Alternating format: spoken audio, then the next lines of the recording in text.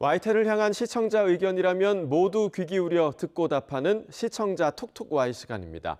오늘 주목한 시청자 의견을 AI 앵커 Y고가 소개해드립니다. 지금 바로 만나보시죠. 안녕하세요. AI 앵커 Y고입니다. 오늘의 첫 번째 주제는 베이글 업체 직원 사망에 대한 시청자 의견을 들어봤습니다. 자세한 내용 보도 먼저 확인해 보겠습니다.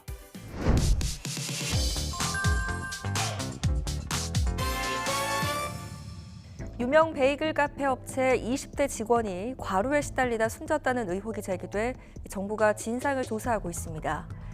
얼마 전 직원이 사망한 베이글 업체에 대해 지금까지 산재 신청 건수를 들여다본 보도가 있었습니다. 이상 늘어난 것으로 확인됐습니다. 과로사는 지속적이고 극심한 업무나 스트레스로 인해 발생한 죽음입니다. 의학적으로는 심근경색이나 뇌출혈 등 심혈관 질환을 악화시켜 사망에 이르게 하는 것을 의미합니다. 노동부는 해당 업체의 전 직원을 상대로 장시간 근로로 인한 피해가 있는지 또 휴가 휴일 부여가 적절한지 확인해 20대 청년 사망의 진상을 규명하겠다고 밝혔습니다. 과로사에 대한 기준과 설명을 덧붙여 이해를 높이고 앞으로 노동부가 진상을 규명할 것임을 전했는데요. 베이글 카페에서 일하던 직원이 사망하면서 이에 대한 산재 현황을 살펴본 보도였는데 해당 업체가 향후 어떤 조치를 취할 것이라고 발표했는지 다룬다면 보도의 균형을 확보할 수 있었겠다는 시청자 의견이 있었습니다. 시청자 톡톡아이에서 해당 베이글 업체의 입장 발표에 대해 살펴봤습니다. 지난 7월 베이글 업체에서 근무하던 직원이 회사 숙소에서 숨진 채 발견되면서 고용노동부가 근로감독에 착수했습니다. 이러한 상황에 지난 10일 베이글 업체 대표는 입장문을 냈는데요. 먼저 급속도로 성장하는 과정에서 운영 체계와 조직이 성장 속도를 따라잡지 못했다며 업무 중 발생할 수 있는 부상과 안전사고 위험을 줄이겠다고 말했습니다. 또한 고용노동부의 근로감독 조사에 성실하게 임하며 더 나은 일터를 만들기 위한 전사적인 노력을 기울이고 있다고 밝혔는데요. 직원 사망 사건 이후 인사관리 특화 전사적자원관리 시스템 도입 및 전문 인사관리 인력 배치, 산업안전관리 체계 정립과 전담 인력 지정, 52시간제 준수를 위한 유연근무제를 포함하는 인사제도 개편, 대표이사 직통 사내소통 채널 마련 등을 추진 중이라고 설명했습니다. 신규 매장 직원의 근로시간이 길다는 지적에는 오픈 매장의 경우 현장 투입 인원 등을 조율해보다 적극적인 방법으로 근로시간을 줄이겠다고 말했는데요. 아울러 정확한 근로시간 관리를 위해 인력 누락을 방지할 수 있는 시스템을 예정보다 빠르게 도입하겠다고 밝혔습니다. 또한 앞으로 세심한 안전수칙을 마련하고 지속적으로 점검해 업무 중 발생할 수 있는 부상과 안전사고 위험을 줄이겠다고 강조했다고 합니다. 다음으로 시청자 톡톡아의 두 번째 주제는 4.25 사업에 대한 시청자 의견을 들어봤습니다. 어떤 내용을 담고 있는지 이어서 확인해 보시죠.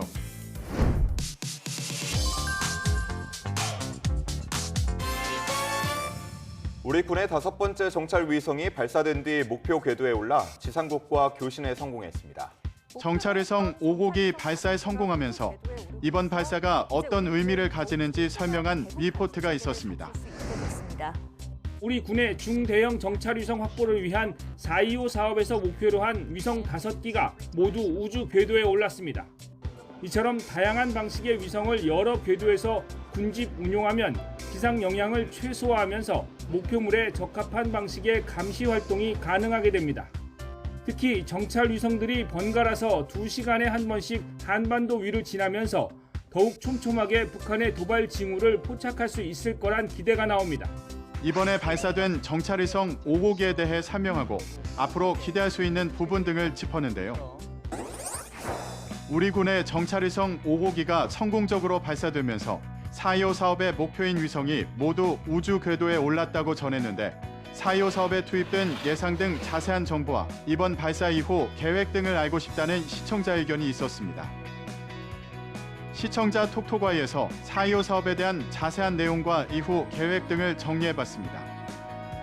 4.25 사업은 약 1조 3천억 원의 예산을 들여 북한의 핵, 미사일 도발 징후를 탐지하고 영토 깊숙한 후방 종신지역 전략 표적을 감시하기 위해 군 정찰위성을 확보하려는 사업입니다.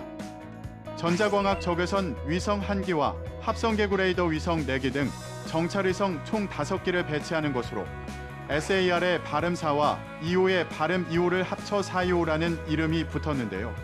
1호기는 2023년 12월, 2호기와 3호기는 각각 지난해 4월과 12월 발사돼 전력화됐고 4호기는 올해 4월 발사돼 시험평가 후 결과 판정을 기다리고 있습니다.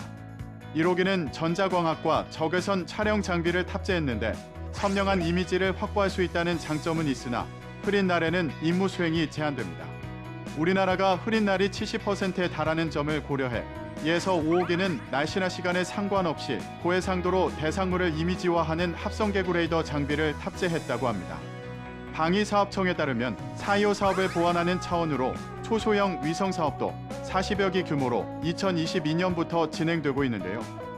초소형 위성체계 개발 사업은 한반도와 주변 해역의 위기 상황을 신속하게 감시하고 국가 우주 자산을 효율적으로 활용하기 위한 위성체계를 구축하는 내용이라고 합니다. 마지막으로 오늘 시청자 톡톡아의 세 번째 주제는 전동 킥보드 사고에 대한 시청자 의견을 들어봤습니다. 이어지는 내용도 지금 바로 만나보시죠.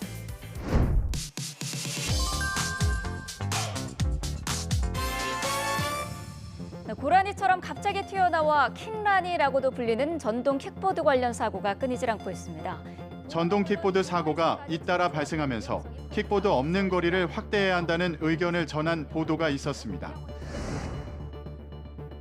엄청난 속도로 내달리다 보행자를 아슬아슬 비껴가고 위험천만하게 점프까지 합니다. 이 같은 위험성에 서울시는 지난 5월부터 일부 지역에서 킥보드 없는 거리를 시범 운영하고 있습니다. 인식조사에서도 충돌 위험이 줄었다는 응답이 77%에 달했고 이런 거리를 늘리는데 98% 넘게 찬성했습니다. 이미 전동 킥보드 없는 거리를 시행하고 있는 동네를 살펴보고 시민의 만족도가 높음을 알 수 있었는데요. 킥보드 없는 거리 정책에 대해 다룬 보도였는데 관련해 전동 킥보드 사고 발생 통계와 처벌 등이 함께 제시됐다면 정책의 필요성과 이해를 높일 수 있었겠다는 시청자 의견이 있었습니다. 자세한 내용을 보충하기 위해 시청자 톡톡아에서 전동 킥보드 관련 통계와 처벌에 대해 알아봤습니다. 도로교통공단 통계에 따르면 전동 킥보드 관련 교통사고는 2017년 117건에서 2023년 2,300여 건으로 6년 만에 20배 이상 급증했습니다. 이로 인한 사망자는 24명, 부상자는 2,600여 명에 달하는데요. 특히 사고의 34%가 무면허 운전이었으며 이 중 67%는 20세 미만 청소년이 가해자였다고 합니다. 또한 질병관리청에 따르면 개인형 이동장치로 인한 손상 환자의 40%는 15에서 24세 청년층이었고 75%는 헬멧을 미착용했으며 절반은 무면허인 것으로 나타났습니다. 도로교통법에 따르면 전동 킥보드 정원은 판령으로 규정하고 있습니다. 도로교통법 제50조 제10항 초과 탑승 금지에 따라 운전자는 승차 정원을 초과해 동승자를 태우고 전동 킥보드 등을 운전해서는 안 된다고 돼 있는데요. 전동 킥보드와 전동 이륜평행차는 1명, 전동기의 동력만으로 움직일 수 있는 자전거는 2명입니다. 도로교통법 제50조 제4항에 따르면 전동 킥보드 등 운전자는 도로를 운전할 때 다음의 기준에 적합한 승차용 안전모를 착용해야 하며 헬멧의 기능과 기준도 정해져 있는데요.